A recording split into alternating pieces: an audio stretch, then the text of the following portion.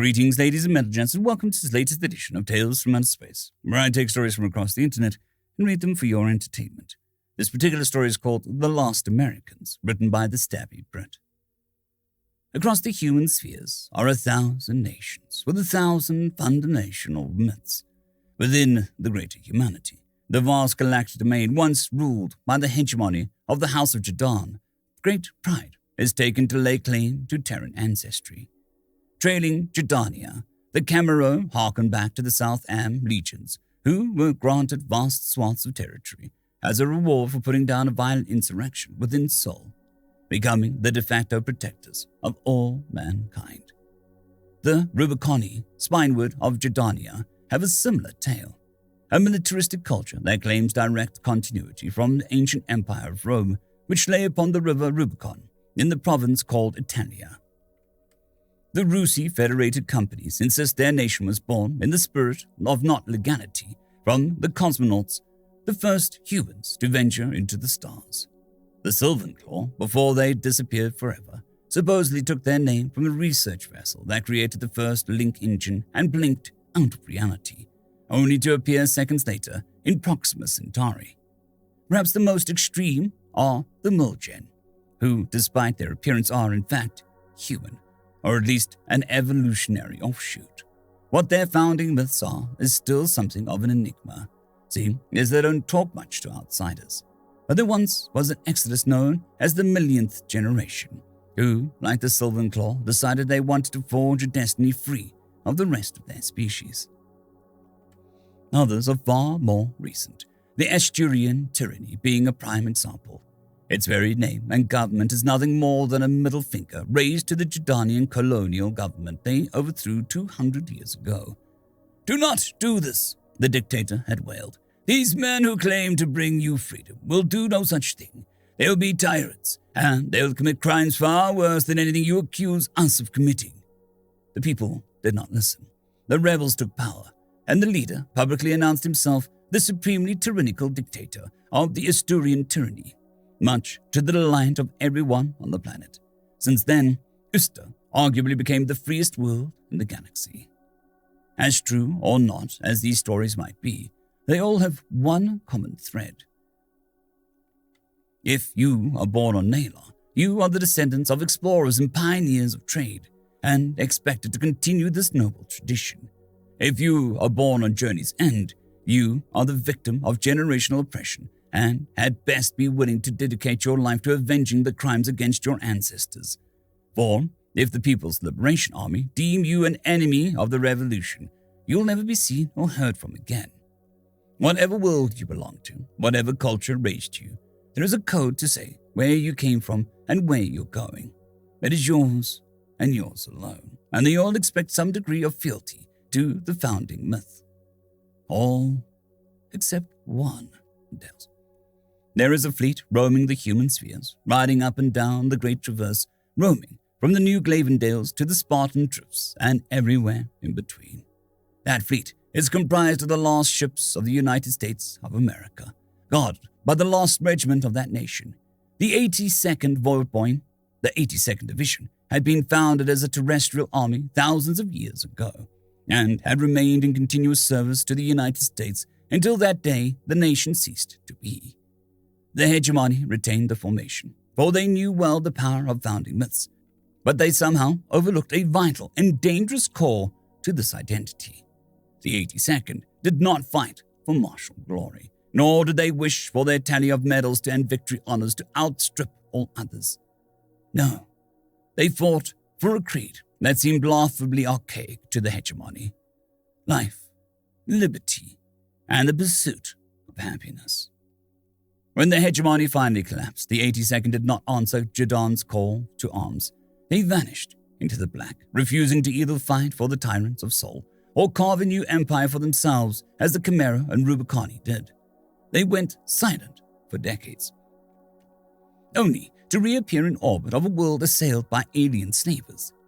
The story goes that they left without a single demand, acting purely to help those in need. Again and again, this caravan of starships would appear on the fringes of the greater humanity and beyond, fighting to defend the weak and the helpless in exchange for whatever charity could be provided, but never taking more than their rescued peoples could afford. In time, they started taking people, volunteers, naturally, men and women who learned of their ideals and their mission and accepted it without deception or coercion.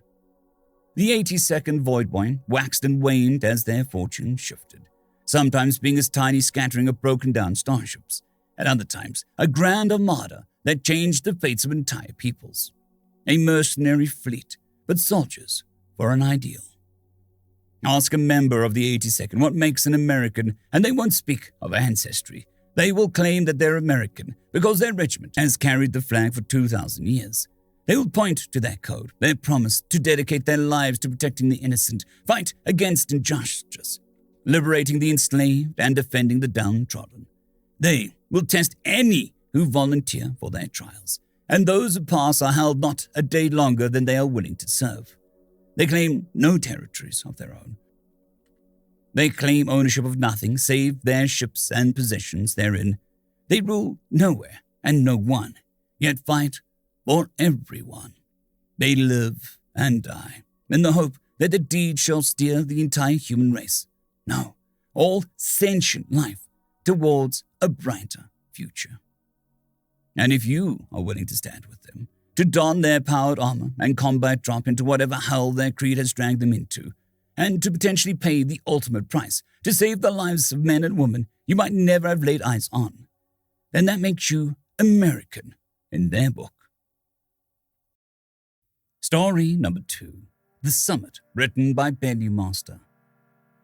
Gornak shot his tendrils forward beneath the watchful eye of his tutor. The two figures stood as only Malachite could, supported by tendrils from their slowly shifting bodies. Long fabrics draped from their bodies, whipping in the screaming winds. They had no legs to speak of, yet still they stood on the side of one of the largest mountains in the galaxy, so cold and biting that the very rocks crumbled. The horizon spread out behind them, but the young leader had no eye for the view. His tendrils launched from his chest region and splayed out to catch the rocks before them. Two of the tendrils smacked into solid hematite and latched millions of temporary suction cups against the surface, while the third nicked off the loose rubble to the side. His tutor, Plenum, spoke words of correction. Direct them, young leader. Direct them as though they are your eyes, your mind, your senses. You must learn control. Plenum traversed the hematite landscape to approach his student, but did not pass him. The young leader must learn to lead, after all. Gornak shouted a curse in their native language. Of all the misfortunes in the Varium, are these truly mine to bear? First I must learn this commoner's tongue. I am saddled with a sympathizer. And now I am told to climb some poultry hill. What other embarrassments must I endure? Venom shot out a tendril to latch onto and lift the small boulder from where it had fallen upon the young leader's misplaced appendage. The multitudes of suckers on the tendril flaked off and were replaced by new ones, as Gornak called it. He then lifted himself into the air by one of the two other firmly anchored tendrils and drew himself towards the point. The standard tongue is no disgrace, young leader. Even the old leaders have taken to its use, useful as it is. The directives left for you by your previous form were to be sent to the place at this time with my guidance. There is no shame in following the direction of a past life. Save for if the past life was that of a coward, Gornak snuffed. He settled himself and withdrew his tendrils and shot them out with a slightly better marksmanship this time. All three hit their targets. Why must I practice so? If my natural abilities are already ascendant, what need is there for me to expend effort on such trivial activity? The tutor answered with the calm patience of an experience. The benefits are legion, young leader. Mindfulness, control, accuracy, familiarity. You must connect your innate instincts to the swarm. The young leader cursed again as one of the tendrils misfired, then paused. What is that, Prenim? Out before them, a brightly clothed figure lay splayed on the ice face, body frozen as it stretched upwards towards the pinnacle. It had only 2 legs and 2 arms, and its flesh was black from the elements. Grasping at its outstretched fist was a tiny flag colored bright purple. Brenham looked and knew, then answered. But it was the body of a human, killed by exposure upon the face of the prominence. I have gathered that it died here after pushing upwards from the last base camp, without properly consulting the foretellings of the climate. Then why have none come to cycle the body? Humans do not cycle. They live, then die. There is no thread of insistence for them to be held fast to. Their lives and experience are independent things, lost to the varium after death. The young leader regarded the body for a proper amount of time before passing judgment. He was a fool to come here, weak, unfinished in form and ability, pathetic. It never would have reached the pinnacle. The young leader continued up the prominence, Tutor following at a respectful distance. Do not be so quick to discredit weaker creatures, Gornak. Such has been the cause of fall for many powerful leaders. In forgetting the struggle of the lesser warrior, you may become blind to their machinations. The young leader shot out his tendril, locked onto the hematine face, and pulled upwards at a consistent pace. I am sure that it is his own place that the human would survive quite well, yet this place is for the strong to be tested, and, as shown, it was not strong. It had neither the power nor the reach to the pinnacle, and deserves the death it chose. Such temporary beings should stay clear of lofty goals such as mine. Blenheim allowed himself a moment of satisfaction. The young master had internalized the goal of reaching the pinnacle. It was the first point of progress to be made in the lesson. They passed 2 more brightly clothed forms, both frozen solid, small flags on their black, frozen hands. Take your mind from them, though there is much you could learn from such beings. Focus on your 4th tendril. Feel it sprout forth and manifest. Blenheim coached the young leader as they traversed upwards, always behind and below him and offering words of advice, never orders. 2 rotations of darkness came and went before they neared the pinnacle of the prominence. They passed over 50 human bodies, each holding a tiny colored flag in their hands. The young master now had 8 tendrils under acceptable control, his innate powers awakening in the pressure of a challenge. He shot them all forward without care, latching to the face in a scattershot grouping that would horrify his former self. Let him smoke. Control, young leader, leads to greater power. What need have I when my natural skill is great enough? You see how I rise without effort. This is but a cursory exercise at this point. Perhaps, but what happens when natural skill is not enough? What happens when your base power is incapable of sustaining your goals?